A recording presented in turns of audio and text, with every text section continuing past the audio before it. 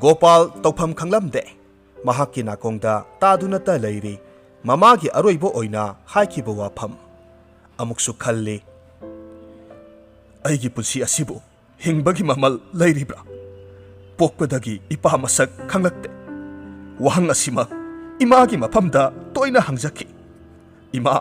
aigi ipa kanano kari maming kaubage aikhoigi sagai na tai leitriba karigino adubo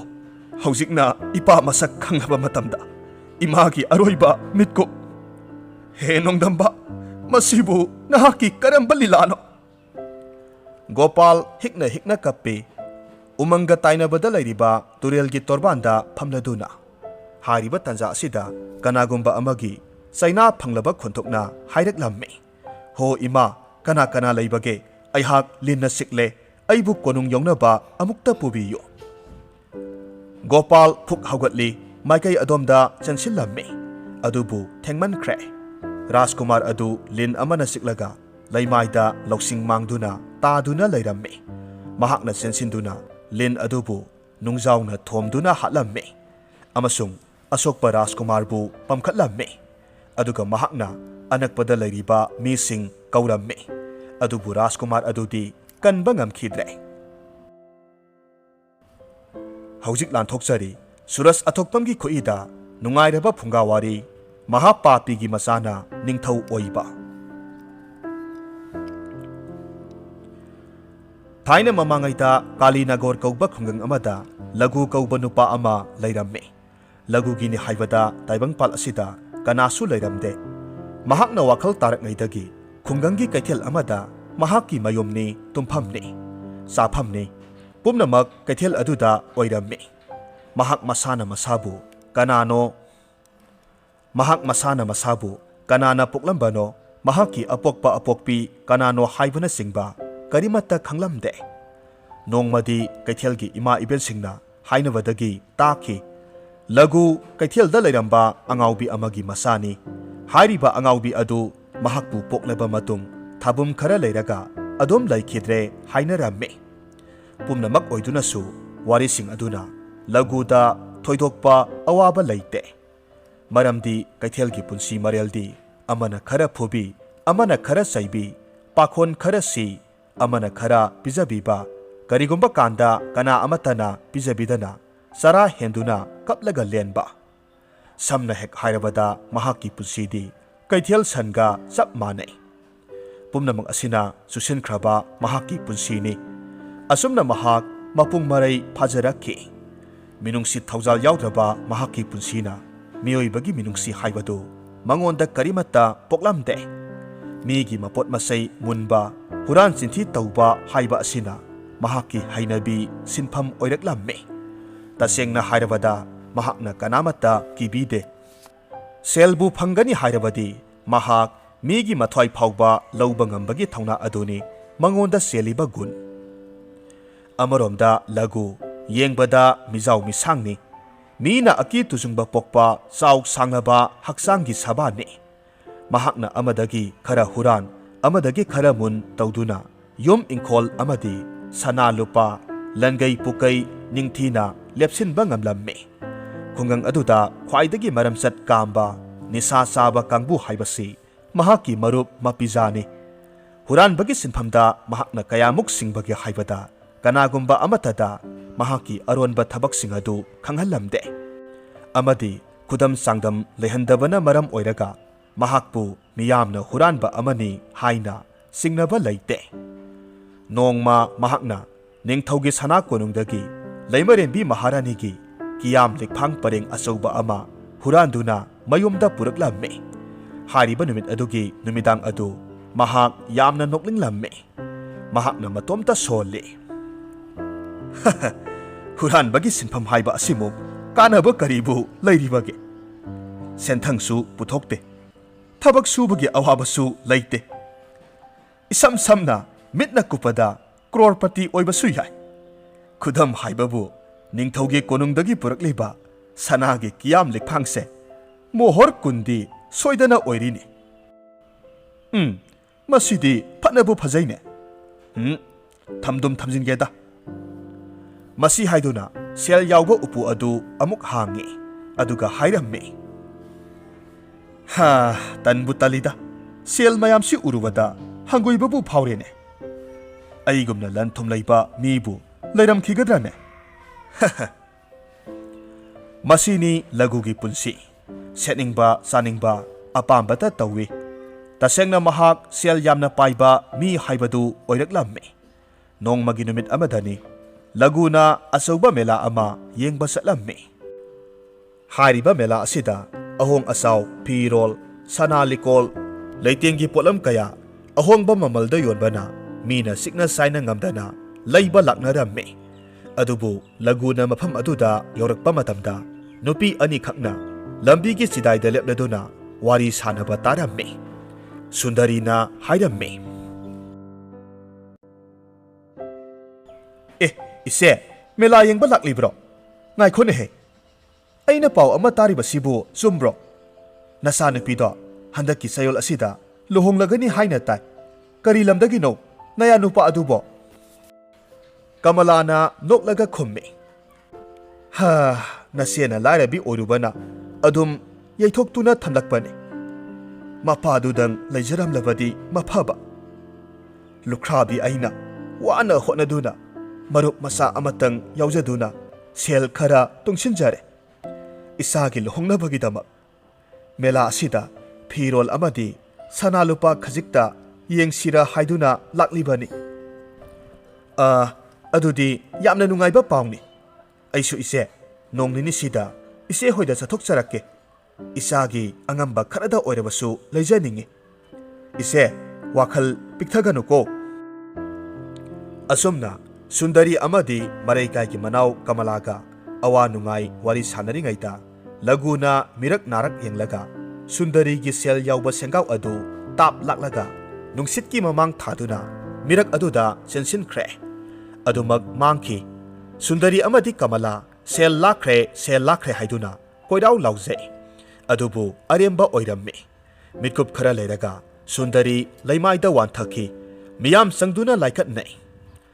masigumlaba thautok asina maraibak thiraba sundari wakhal leina naduna phamungda yataduna leirabada mamagi awaba amadi matam kuina tungsinjaduna thamjarakpa sel pumnamak munbi khrabada imung adu kari oipham thokpage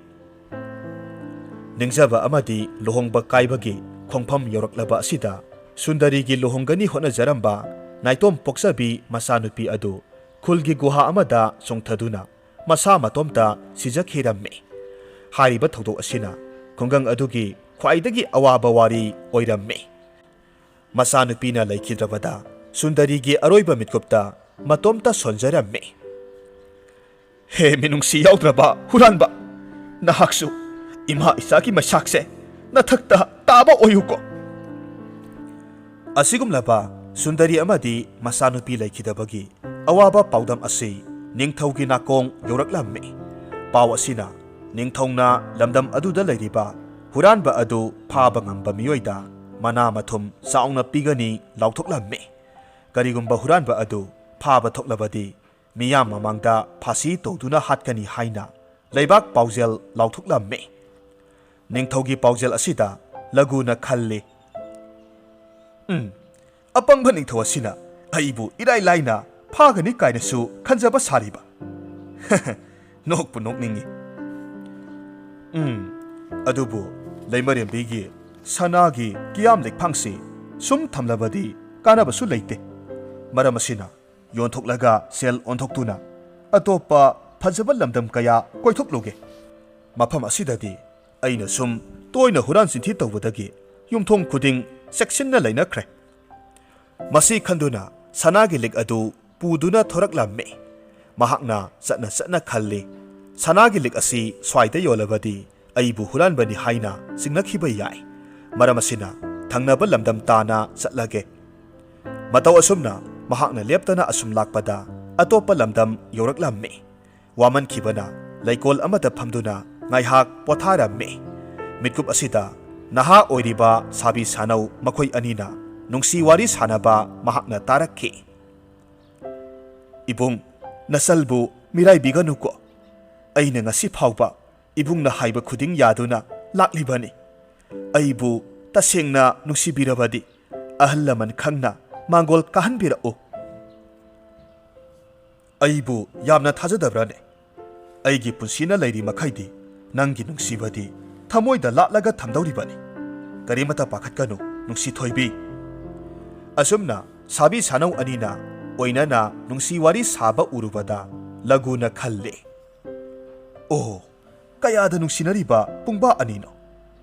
ꯑꯩꯗꯤ ꯅꯣꯡꯃꯇꯁꯨ ꯅꯨꯄꯤ ꯅꯍꯥ ꯊꯤꯕꯒꯤ ꯋꯥꯈꯜ ꯈꯟꯗ꯭ꯔꯤꯕ ꯀꯔꯤꯒꯤꯅꯣ ꯑꯩꯒꯤꯅꯤ ꯍꯥꯏꯕꯗ ꯀꯔꯤꯕꯨ ꯋꯥꯠꯂꯤꯕꯒꯦ ꯑꯩ ꯃꯈꯣꯏ ꯑꯅꯤꯒꯨꯝ ꯅꯨꯡꯁꯤ ꯂꯝꯕꯤꯗ ꯈꯣꯡꯗꯥꯗꯕ ꯌꯥꯗꯦ ꯑꯩꯒꯤꯁꯨ ꯅꯨꯡꯁꯤꯕꯤ ꯏꯆꯥ ꯏꯁꯨ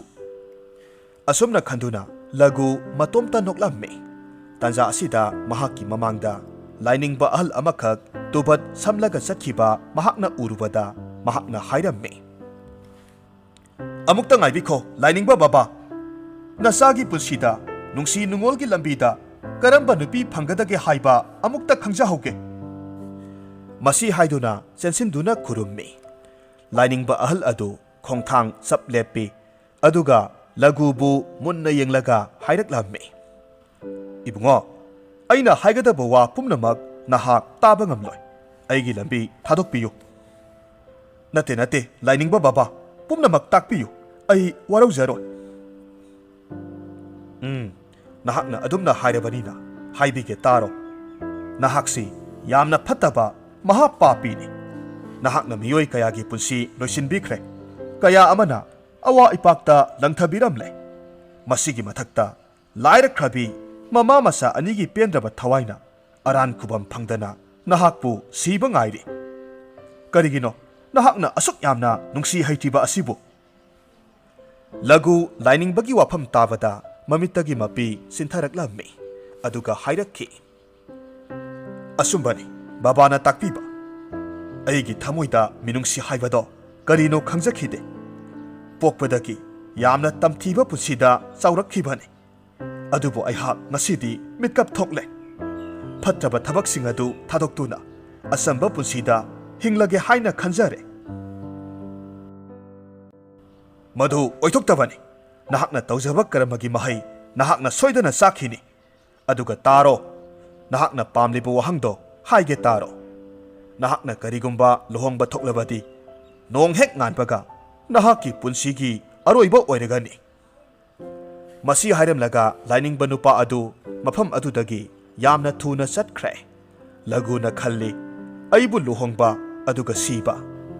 ꯑꯗꯨ ꯑꯣꯏꯔꯕꯗꯤ ꯁꯨꯛꯅꯨꯡ ꯍꯦꯛ ꯂꯨꯍꯣꯡꯕꯤꯔꯒ ꯂꯣꯏꯔꯦ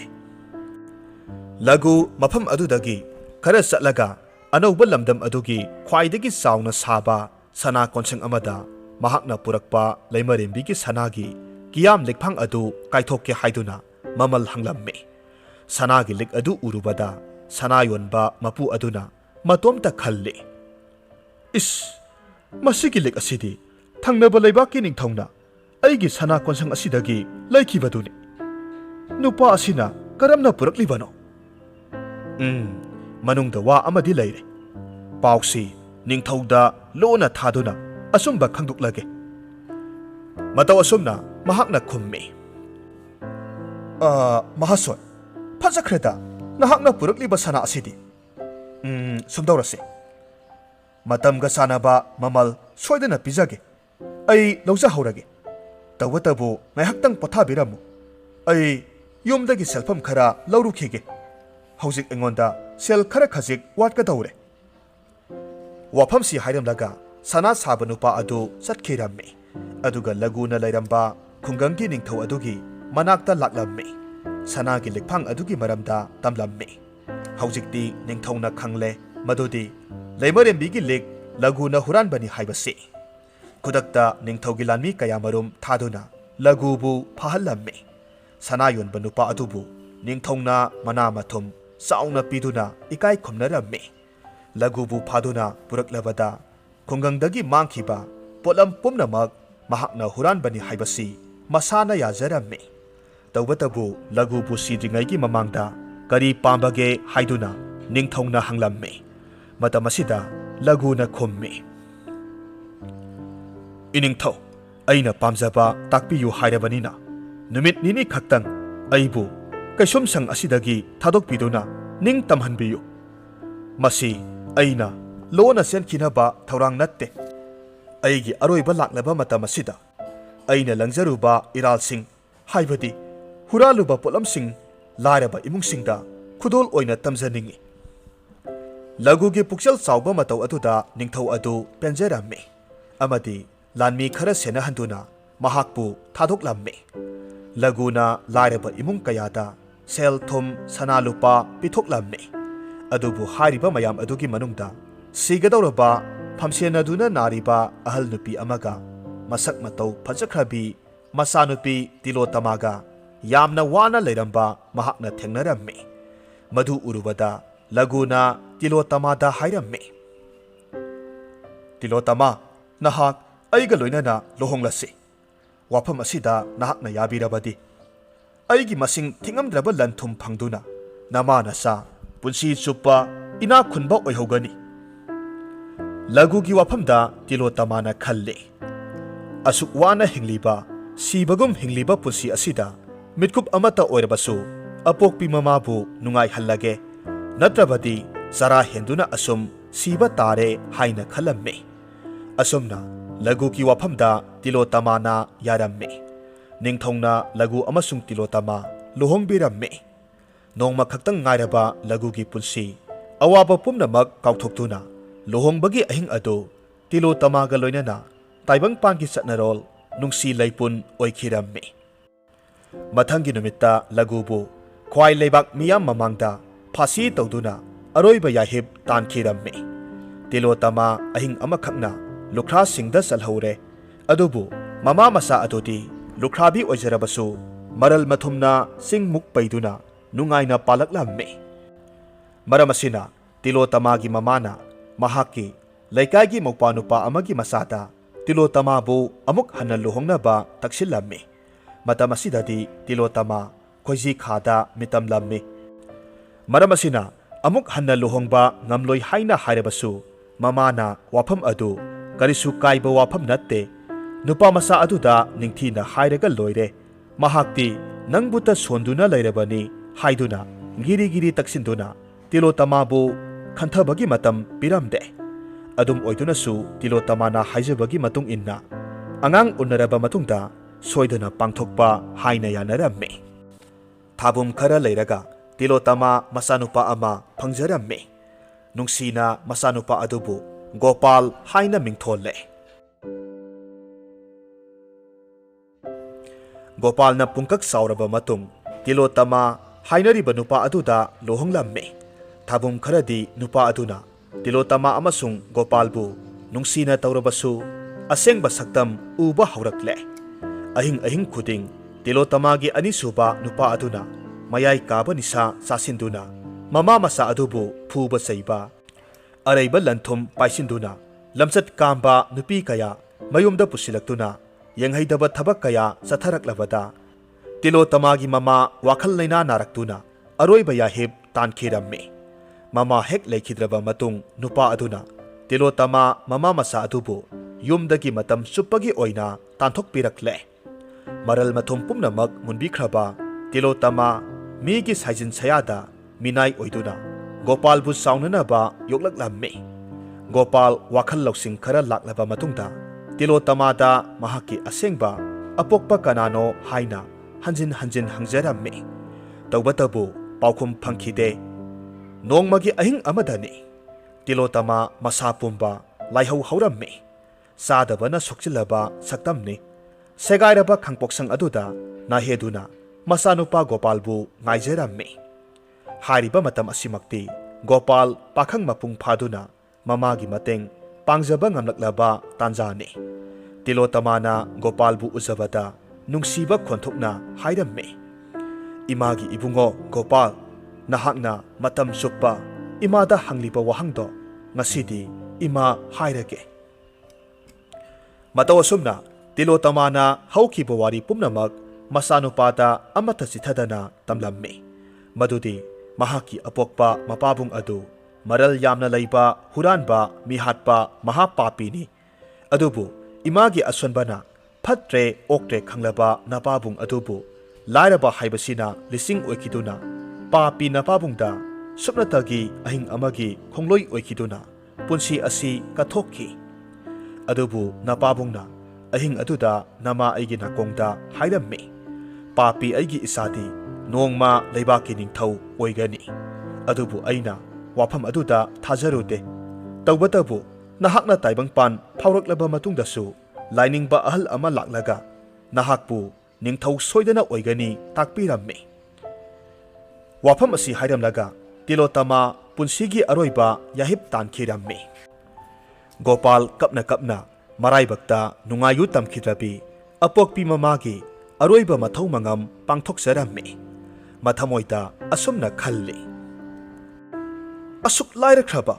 lamza sara oiriba aigi punsina ningthau oiba masibu karamna thajagadoribano Gopal tawpham khanglamde mahaki nakongda taduna ta lairi mamagi aroiba oina haikibu wafam amuksu khalli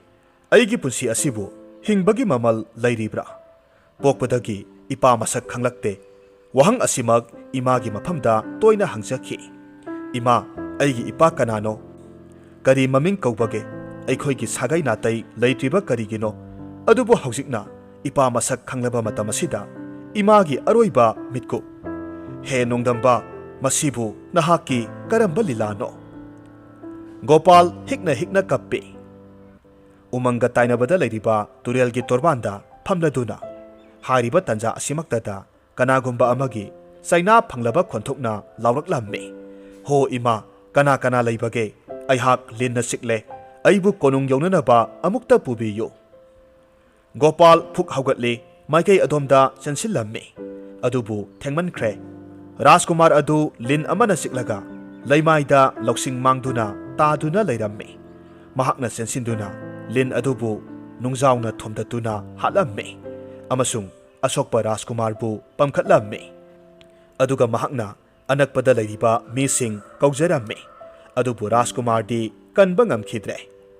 mitkup khara leiraga leibak adugi ningthaudu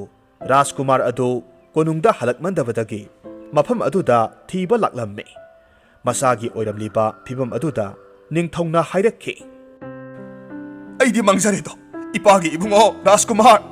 nahak ipabu karigi thadokuna chalibano nahak leithabadi ipagi ningthaugi khubam kanada sinagani nama ibimagi phibam kari oigadoribano masi haiduna asiba masa adubu konduna kaplammi mitkup khara leiragadi ningthongna Gopalbu urakki masagi damak Gopalna uful waiful marak aduda koisen chenduna Rajkumarbu kanana ba hotna jaramba adu khanglabada ningthongna peladuna hairammi ibungo nahakpu kanano nahakna Rajkumar ki damak aduk wana hotna jaramba ado ningthau aina khangi adubu isagi maraibakta tamkiba haibado tahare Maharaj aigi iming Gopal kauze aigi apokpadi miyamna kinaramba lagu kawi mahapapi huranbani haina laikhidrabi imana takpirami haujik aigini haibada malem asida kanasu leijate ningthau Gopal ki wafam tabada laguna laikhidaba thodok adu ningsinglaklammi aduna hairaklammi Gopal haukrabadi haukrasanu haujikti ningthau aigisu isanupa laikhidre maramasina nahakna thamoi kairaba ningthau aigi thamoibu nungsibiduna isa sakna konungda puduna laikhidraba isaki mafam mensinbiyu nate Maharaj mahapapigi masana adum tawrabadi laibakna kari hainakhini wafam ado ngakpiyu aihak yaba ngamjeroi Gopal aina haribase tako nahaki puksel chawba mato minungsi leiba migi mateng pangbada thawai haksang kathokpado ipana ngasaidagi uhurabani nahakumba sung phiral chaba aphapata khangba kaya uraga isamakni haiduna nungsijari nahakumba awaba masak khangba mi khaktana prajagi mapu oibada matik sagani yengoi karigumba ningthauna laikidaba thoklabasu nahakti naraibakpo soidana nungsigani haibase ꯑꯩꯅ ꯈꯪꯉꯤ ꯌꯦꯡꯉꯣ ꯑꯩꯒꯤ ꯂꯩꯈꯤꯗ꯭ꯔꯕ ꯔꯥꯖꯀꯨꯃꯥꯔ ꯃꯄꯥ ꯑꯩꯇꯅ ꯅꯨꯡꯁꯤꯖꯕꯅꯤ ꯃꯍꯥꯛꯇꯤ ꯅꯣꯡꯃꯇ ꯑꯩꯒꯤ ꯋꯥꯐꯝ ꯏꯟꯈꯤꯗꯦ ꯉꯁꯤꯃꯛꯁꯨ ꯏꯅꯥꯏꯁꯤꯡꯒ ꯂꯣꯏꯅꯅ ꯆꯠꯂꯨ ꯍꯥꯏꯕꯗ ꯃꯍꯥꯛꯅ ꯀꯔꯦꯝꯅꯗꯨꯅ ꯃꯇꯣꯝꯇ ꯁꯥꯗꯥꯟꯕ ꯆꯠꯈꯤꯕꯒꯤ ꯑꯋꯥꯕ ꯐꯪꯂꯤꯕꯅꯤ ꯒꯣꯄꯥꯜꯗꯨ ꯃꯪ ꯃꯪꯕ ꯃꯤ ꯑꯃꯒꯨꯝ ꯆꯞ ꯂꯦꯞꯄꯤ ꯋꯥ ꯃꯆꯦꯠ ꯑꯃꯠꯇ ꯍꯥꯏꯕ ꯉꯝꯗ꯭ꯔꯦ ꯅꯤꯡꯊꯧꯅ ꯒꯣꯄꯥꯜꯕꯨ ꯅꯨꯡꯁꯤꯅ ꯃꯈꯨꯠ ꯄꯥꯏꯗꯨꯅ ꯃꯊꯕꯥꯛꯇ ꯊꯝꯂꯒ ꯍꯥꯏꯔꯝꯃꯤ ꯒꯣꯄꯥꯜ ꯅꯍꯥꯛꯄꯨ ꯅꯔꯩꯕꯛ ꯑꯁꯤꯕꯨ ꯅꯨꯡꯁꯤꯗꯕꯔꯣ ꯃꯇꯧ ꯑꯁꯨꯝ ꯇꯧꯅ ꯒꯣꯄꯥꯜꯕꯨ ꯅꯤꯡꯊꯧꯒꯤ ꯀꯣꯅꯨꯡꯗ ꯄꯨꯔꯛꯂꯝꯃꯤ ꯑꯃꯗꯤ ꯂꯩꯈꯤꯗ꯭ꯔꯕ ꯔꯥꯖꯀꯨꯃꯥꯔ ꯃꯊꯧ ꯃꯉꯝ ꯄꯥꯡꯊꯣꯛꯂꯕ ꯃꯇꯨꯡꯗ ꯅꯧꯅ ꯔꯥꯖ ꯑꯚꯤꯁꯦꯛ ꯇꯧꯗꯨꯅ ꯒꯣꯄꯥꯜꯕꯨ ꯑꯅꯧꯕ ꯌꯨꯕꯔꯥꯖ ꯃꯐꯝ ꯍꯥꯞꯂꯝꯃꯤ ꯍꯧꯖꯤꯛ ꯑꯃꯨꯛ ꯇꯥꯃꯤꯟꯅꯔꯁꯤ ꯔꯁꯤꯌꯥꯒꯤ ꯐꯨꯡꯒꯥ ꯋꯥꯔꯤ ꯎꯟꯒꯤ ꯂꯥꯏ ꯔꯁꯤꯌꯥꯒꯤ ꯑꯔꯥꯞꯄ ꯈꯨꯡꯒꯪ ꯑꯃꯗꯅꯤ ꯑꯍꯜ ꯑꯣꯏꯔꯕ ꯅꯨꯄꯥ ꯑꯃ ꯂꯩꯔꯝꯃꯤ ꯃꯍꯥꯛꯀꯤ ꯃꯆꯥꯅꯨꯄꯤ ꯃꯁꯛ ꯃꯇꯧ ꯆꯪꯈꯣꯜꯂꯕꯤ ꯑꯃꯁꯨ ꯂꯩ ꯑꯗꯨꯕꯨ ꯑꯍꯜ ꯍꯅꯨꯕ ꯑꯁꯤꯅ ꯃꯥꯒꯤ ꯊꯕꯛꯇ ꯃꯇꯦꯡ ꯄꯥꯡꯅꯅꯕ ꯍꯥꯏꯗꯨꯅ ꯃꯆꯥꯅꯨꯄꯤ ꯑꯃ ꯂꯩꯔꯕꯤ ꯅꯨꯄꯤ ꯑꯃꯕꯨ ꯂꯨꯍꯣꯡꯗꯨꯅ ꯂꯧꯈꯤ ꯄꯣꯛꯇꯕꯤ ꯃꯃꯥ ꯑꯁꯤꯅ ꯃꯍꯥꯛꯀꯤ ꯃꯆꯥꯅꯨꯄꯤ ꯑꯗꯨꯇꯕꯨ ꯅꯨꯡꯁꯤ ꯍꯅꯨꯕꯗꯨꯒꯤ ꯃꯆꯥꯅꯨꯄꯤ ꯄꯣꯛꯇꯕꯤ ꯑꯗꯨꯕꯨꯗꯤ ꯁꯨꯛꯅꯨꯡ ꯅꯨꯡꯁꯤꯔꯝꯗꯦ ꯃꯆꯥꯅ ꯇꯧꯕ ꯊꯕꯛ ꯈꯨꯗꯤꯡꯃꯛ ꯃꯍꯥꯛꯅ ꯊꯥꯒꯠꯂꯝꯃꯤ ꯑꯗꯨꯕꯨ ꯄꯣꯛꯇꯕꯤ ꯃꯆꯥ ꯑꯗꯨꯅ ꯐꯅ ꯑꯐꯕ ꯇꯧꯔꯕꯁꯨ ꯐꯅ ꯊꯧꯖꯥꯜ ꯍꯩꯔꯕꯁꯨ ꯃꯃꯥꯇꯣꯟ ꯑꯗꯨꯅ ꯑꯗꯨꯛꯀꯤ ꯃꯇꯤꯛ ꯌꯦꯡꯊꯤꯔꯝꯃꯤ ꯑꯁꯨꯝꯅ ꯑꯁꯨꯝ ꯂꯩꯃꯤꯟꯅꯔꯛꯄ ꯑꯁꯤꯗ ꯍꯅꯨꯕꯗꯨ ꯃꯇꯝ ꯈꯔ ꯂꯩꯔꯒꯗꯤ ꯑꯁꯨꯛꯀꯤ ꯃꯇꯤꯛ ꯑꯍꯜ ꯑꯣꯏꯔꯦ ꯊꯕꯛ ꯁꯨꯕ ꯉꯝꯗ꯭ꯔꯦ ꯃꯇꯝ ꯑꯁꯤ ꯎꯟ ꯌꯥꯝꯅ ꯇꯥꯕ ꯏꯟꯊꯝꯊꯥꯒꯤ ꯃꯇꯝꯅꯤ ꯅꯣꯡꯃ ꯎꯟ ꯈ꯭ꯔꯛ ꯇꯥꯕ ꯃꯇꯝ ꯑꯃꯗ ꯃꯃꯥ ꯄꯣꯛꯇꯕꯤ ꯑꯗꯨꯅ ꯍꯅꯨꯕ ꯑꯗꯨꯗ ꯍꯥꯏꯔꯝꯃꯤ ꯍꯦ ꯍꯅꯨꯕ ꯑꯩ ꯅꯪꯒꯤ ꯅꯆꯥꯅꯨꯄꯤ ꯑꯁꯤ ꯑꯩꯒꯤ ꯃꯤꯠꯁꯤꯅ ꯁꯨꯛꯎ ꯍꯦꯛ ꯎꯅꯤꯡꯗ꯭ꯔꯦ ꯑꯩꯒꯤ ꯃꯤꯠꯁꯤꯅ ꯎꯔꯣꯏꯗꯕ ꯃꯐꯝꯗ ꯄꯨꯈ꯭ꯔꯣ ꯈꯨꯗꯛ ꯑꯁꯤꯗ ꯃꯍꯥꯛꯄꯨ ꯎꯟꯅ ꯀꯨꯞꯄ ꯂꯝꯍꯥꯡꯗ ꯄꯨꯊꯣꯛꯈ꯭ꯔꯒ ꯊꯅꯝꯒꯗꯕꯅꯤ ꯃꯉꯣꯟꯗ ꯑꯊꯥꯕ ꯐꯤꯔꯣꯜ ꯑꯃꯠꯇ ꯄꯤꯔꯝꯕ ꯌꯥꯔꯣꯏ ꯃꯇꯧ ꯑꯁꯨꯝꯅ ꯅꯨꯄꯤ ꯑꯗꯨꯅ ꯍꯥꯏꯕ ꯑꯗꯨꯗ ꯍꯅꯨꯕ ꯑꯗꯨꯁꯨ ꯀꯔꯤꯃꯠꯇ ꯈꯨꯝꯕ ꯉꯝꯗꯦ ꯃꯍꯥꯛ ꯃꯆꯥꯅꯨꯄꯤ ꯑꯗꯨꯕꯨ ꯑꯏꯪꯕ ꯎꯟ ꯃꯔꯛ ꯑꯗꯨꯗ ꯂꯪꯊꯣꯛꯂꯨꯕ ꯇꯥꯔꯦ ꯍꯅꯨꯕ ꯑꯗꯨ ꯎꯄꯥꯏ ꯂꯩꯇ ꯀꯞꯇꯨꯅ ꯃꯆꯥꯅꯨꯄꯤ ꯑꯗꯨ ꯄꯨꯊꯣꯔꯛꯂꯝꯃꯤ ꯑꯗꯨꯒ ꯂꯝꯍꯥꯡꯗ ꯂꯥꯛꯂꯦ ꯃꯍꯥꯛꯅ ꯃꯆꯥꯒꯤꯗꯃꯛ ꯑꯔꯨꯝꯕ ꯑꯊꯥꯕ ꯐꯤꯔꯣꯜ ꯀꯌꯥ ꯄꯨꯔꯛꯀꯦ ꯍꯥꯏꯅ ꯈꯟꯖꯩ ꯑꯗꯨꯕꯨ ꯃꯥꯒꯤ ꯅꯨꯄꯤꯅ ꯌꯥꯗꯕꯗꯒꯤ ꯃꯍꯥꯛ ꯎꯄꯥꯏ ꯂꯩꯇ꯭ꯔꯦ ꯃꯆꯥꯅꯨꯄꯤ ꯑꯗꯨ ꯄꯨꯔꯒ ꯃꯍꯥꯛ ꯎꯟ ꯌꯥꯝꯅ ꯇꯥꯕ ꯂꯝꯍꯥꯡ ꯑꯗꯨ ꯌꯧꯁꯤꯜꯂꯛꯂꯦ ꯎꯄꯥꯏ ꯂꯩꯇ ꯃꯆꯥꯅꯨꯄꯤ ꯑꯗꯨꯕꯨ ꯅꯨꯡꯁꯤꯅ ꯀꯣꯟꯕꯤꯔꯝꯂꯒ ꯃꯍꯥꯛ ꯑꯃꯨꯛ ꯍꯜꯂꯛꯂꯝꯃꯤ ꯉꯥꯏꯍꯥꯛ ꯂꯩꯔꯒꯗꯤ ꯅꯨꯄꯤ ꯃꯆꯥ ꯑꯗꯨ ꯏꯪꯕꯅ ꯂꯣꯏꯔꯦ ꯃꯁꯥ ꯄꯨꯝꯅꯃꯛ ꯎꯟꯇꯅ ꯌꯣꯝꯈ꯭ꯔꯦ ꯑꯁꯨꯝꯅ ꯃꯤꯠꯀꯨꯞ ꯈꯔ ꯍꯧꯈ꯭ꯔꯕ ꯃꯇꯨꯡꯗ ꯎꯟꯒꯤ ꯂꯥꯏ ꯑꯗꯨ ꯑꯔꯪꯕ ꯐꯖꯔꯕ ꯉꯧꯔꯣꯛ ꯉꯧꯕ ꯐꯤꯖꯦꯠꯅ ꯂꯩꯇꯦꯡꯂꯗꯨꯅ ꯂꯥꯛꯂꯝꯃꯤ ꯃꯍꯥꯛꯅ ꯂꯥꯛꯄ ꯃꯇꯝꯗ ꯂꯝꯕꯤꯗ ꯃꯁꯛ ꯃꯇꯧ ꯅꯤꯡꯊꯤꯖꯔꯕꯤ ꯅꯨꯄꯤ ꯃꯆꯥ ꯑꯃ ꯎꯟꯅ ꯌꯣꯝꯗꯨꯅ ꯊꯛ ꯅꯤꯛꯂꯒ ꯂꯩꯔꯝꯕ ꯑꯗꯨ ꯊꯦꯡꯅꯔꯝꯃꯤ ꯅꯨꯄꯤ ꯃꯆꯥ ꯑꯗꯨꯒꯤ ꯃꯇꯧ ꯑꯗꯨꯗ ꯅꯨꯡꯉꯥꯏꯇꯗꯨꯅ ꯎꯟꯒꯤ ꯂꯥꯏ ꯑꯗꯨꯅ ꯍꯥꯏꯔꯝꯃꯤ ꯅꯨꯄꯤ ꯃꯆꯥ ꯅꯍꯥꯛ ꯑꯩꯕꯨ ꯃꯁꯛ ꯈꯪꯕ꯭ꯔꯥ ꯅꯨꯄꯤ ꯃꯆꯥ ꯑꯗꯨꯅ ꯈꯨꯝꯃꯤ ꯍꯣꯏ ꯑꯩ ꯈꯪꯖꯩ ꯎꯟꯒꯤ ꯂꯥꯏꯅꯤꯡꯊꯧ ꯑꯩꯅ ꯇꯧꯖꯔꯨꯕ ꯀꯔꯃꯒꯤ ꯃꯇꯨꯡ ꯏꯟꯅ ꯂꯥꯏꯔꯝꯂꯦꯟꯗꯒꯤ ꯑꯩꯕꯨ ꯂꯧꯕ ꯂꯥꯛꯄ ꯁꯣꯏꯗꯅ ꯑꯣꯏꯒꯅꯤ ꯑꯩꯅ ꯈꯟꯖꯩ ꯎꯟꯒꯤ ꯂꯥꯏꯅ ꯈꯨꯝꯃꯤ ꯅꯨꯄꯤ ꯃꯆꯥ ꯅꯪꯕꯨ ꯌꯥꯝꯅ ꯋꯥꯔꯕ꯭ꯔꯥꯅꯦ ꯅꯨꯄꯤ ꯃꯆꯥ ꯑꯗꯨ ꯃꯣꯡ ꯍꯥꯗꯅ ꯊꯧꯒꯜꯂꯣꯟ ꯀꯥꯏꯗꯅ ꯈꯨꯝꯃꯤ ꯑꯩ ꯀꯔꯤꯁꯨ ꯇꯧꯖꯗꯦ ꯇꯁꯦꯡꯅ ꯃꯍꯥꯛ ꯁꯣꯔ ꯐꯥꯎꯕ ꯊꯤꯡꯒꯗꯧꯔꯕꯅꯤ ꯑꯗꯨꯕꯨ ꯀꯔꯤꯁꯨ ꯇꯧꯗꯦ ꯍꯥꯏꯗꯨꯅ ꯑꯗꯨꯝ ꯈꯨꯝꯃꯤ ꯁꯤꯠꯂꯤꯕ ꯅꯨꯡꯁꯤꯠ ꯑꯗꯨ ꯐꯥꯎꯕ ꯎꯟ ꯑꯣꯜꯂꯦ ꯍꯥꯏꯕ ꯃꯇꯥꯡ ꯑꯗꯨꯅꯤ ꯎꯟꯒꯤ ꯂꯥꯏ ꯑꯗꯨꯗꯤ ꯄꯨꯝꯅꯃꯛ ꯈꯪꯂꯤꯕꯅꯤ ꯇꯥꯏꯕꯪ ꯃꯤꯒꯤ ꯑꯁꯣꯟꯕ ꯈꯨꯗꯤꯡꯃꯛ ꯂꯣꯏꯅ ꯈꯪꯂꯤꯕꯅꯤ ꯑꯗꯨꯒ ꯑꯃꯔꯣꯝꯗ ꯇꯥꯏꯕꯪ ꯃꯤꯑꯣꯏꯕ ꯍꯥꯏꯕꯁꯤ ꯑꯌꯥꯝꯕꯅ ꯃꯕꯨꯛ ꯐꯠꯇꯕ ꯉꯥꯛꯇꯅꯤ ꯑꯗꯨꯕꯨ ꯃꯈꯣꯏꯁꯤꯡ ꯑꯁꯤꯒꯤ ꯃꯔꯛꯇ ꯈꯔꯗꯤ ꯃꯕꯨꯛꯆꯦꯜ ꯁꯦꯡꯕꯁꯨ ꯌꯥꯎꯗꯕ ꯅꯠꯇꯦ ꯍꯥꯏꯕꯁꯤ ꯃꯍꯥꯛꯅ ꯈꯪꯉꯤ ꯇꯥꯏꯕꯪ ꯃꯤ ꯀꯅꯥꯃꯠꯇꯅ ꯃꯍꯥꯛꯀꯤ ꯑꯏꯪꯕꯕꯨ ꯈꯥꯡꯕ ꯉꯝꯂꯣꯏ ꯍꯥꯏꯕꯁꯤ ꯃꯍꯥꯛꯅ ꯈꯪꯉꯤ ꯑꯗꯨꯕꯨ ꯅꯨꯄꯤ ꯃꯆꯥ ꯑꯁꯤꯒꯤ ꯆꯝꯖꯔꯕ ꯊꯧꯒꯜꯂꯣꯟ ꯈꯪꯕ ꯂꯥꯟꯖꯗꯕ ꯃꯇꯧ ꯑꯗꯨꯗ ꯅꯨꯄꯤ ꯃꯆꯥ ꯑꯗꯨꯕꯨ ꯅꯨꯡꯁꯤꯕ ꯐꯥꯎꯔꯝꯃꯤ ꯃꯔꯝ ꯑꯗꯨꯅ ꯎꯟꯒꯤ ꯂꯥꯏ ꯑꯗꯨꯅ ꯅꯨꯄꯤ ꯃꯆꯥ ꯑꯗꯨꯗ ꯑꯔꯨꯝꯕ ꯑꯊꯥꯕ ꯃꯣꯟ ꯂꯥꯎꯔꯕ ꯐꯖꯔꯕ ꯐꯤꯖꯣꯜ ꯀꯌꯥ ꯄꯤꯕꯤꯔꯝꯃꯤ फिजोल अदु असुकी मतिक फजै लुम्बसु अदुकी मतिक लुमलम्मे मधु हेक छसिनबा मतम अदुदा नुपी मसा अदु राजकुमारी अमगुम निंगथीरम्मे अदुगा सना लुपा अके अमौ निंगथीरबा फिजोल कयाना पिक थना यावरबा उपु मसा अमसु खुदोल ओइना पिबिरम्मे असोमदना कमदौरी पोक्तबी ममा अदुना साखुमदा हावरबा मथेलुकोई कयामरुम थोंगलम्मे तसेंगना महाकना थोंगलिबा असे मसानुपी पोक्तबी अदुबु सिबगी थौरम पांथोकपा मतमदा लाकदौरिबा अमाइबा अमाइबी सिंगी पिजनबगीदमक थोंगलिबानी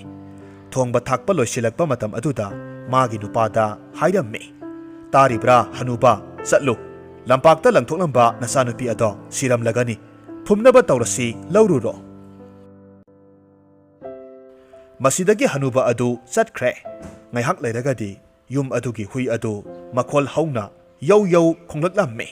mahakna khonglibadugi maroldi asini hanuba adugi masanupi adu sana lupa kayana leitengduna rajkumari amagum halakle haiba oiramme hui aduna khongliba aduda poktabi mama adu taninglamde aduna hui adu khongdanaba mahakna thongliba mathel adu khara pijai aduga hairamme sese masi saw aduga tumin layuko hui adu madu saba loiraga amuksu mamangda khongkhibagum khonglaklamme matamaduda makhoigi thongalgi konthong adu hangdukpagi makhol tarakhi yengthukluba matamda ure hanuba aduga mahaki masanupi aduga upu masa amakhak yamna wana singlaga lakpa uramme masanupi adusu laigi masamuk phajaramle setliba phijet adu mahakna amuk phawba udriba asuki matik phajaraba phijet oiramme masidagi mamaton adu prap senthораktuna poktabi masanupi aduda thokhiba pumnamak hanglamme wari pumnamak khanglabada mabuk phatrabi karam saubi mihok saubi mama aduna mahaki asengba masanupi adugisu sab manaba khudol sing pamlamme maramaduna mahak hanuba aduda amuk hairakhe he hanuba satlu isanupi se nahakna nasanupi langthoklamba mafam aduda khudak asida thiluso masidagi hanuba aduna magi nupina hariba adumak tawramme masanupi adu lamhang aduda ayingba ngaihak khanglaga niktuna leiramme ngaihak leiragadi ungi lai adu amuk lakle mahakna nupi masa aduda hanglamme ibema nahakpu yamna warabra matamaduda nupi duna khomme kadaidagi hanubano satkhro satlu ingbana khong khutse pangsilibasi nahak udra nupi masa adugi thagulon yaudra thoisetnaba matau aduda ungi lai adu sauninglamme maramaduna wa makha tade nupi masa adu khudak aduda unna phamjin halamme aduga mitkup adumaktada sihankhi asomdana mama aduna hanuba aduda hairamme hanuba satlo isanupi ado laururo magi upu masa adu seksinna pura uko hanubadu satkre ngaihak leiragadi makhoigi hui adu khonglaklamme mahakna khongliba adugi maroldi asini nupi asigi masanupi adu asibo oina halaklagani haina khonglamme konthonglomda yengthukluba matamda hanuba aduna nupi masa adugi asiba masa adu purakpa ure madu uba matamda mama atonbi adu kanna senthoraklamme aduga masabu konduna kapse mahaki masagi asiba masadu untana phamjillamle matawasumna mabuk phataba migi mangnanaba siluba mamaton adu mamai thangda mahaki oina amangba haibadu oikiramme